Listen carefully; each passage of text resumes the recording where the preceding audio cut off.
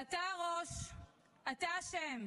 תחת אחריותך נרצחו ונטבחו 1,400 אזרחים, תינוקות, ילדים, קשישים ומשפחות. נחטפו מאות חטופים, פונו מאות ועשרות אלפי ישראלים מבתיהם, וחווינו כל המדינה את מחיר ההפקרה הנורא ביותר. אתה הראש, אתה אשם.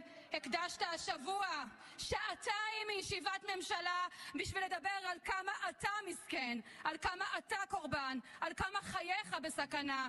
הממשלה שהפקירה למותם מעל 1,500 אזרחים, 120 חטופות וחטופים ומשפחותיהם נושאים אליך עיניים ומחכים שתחזיר אותם הביתה, ואתה מתעסק בעצמך.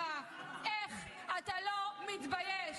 הפקרת אותם פעם אחר פעם, אל תפקיר אותם שוב.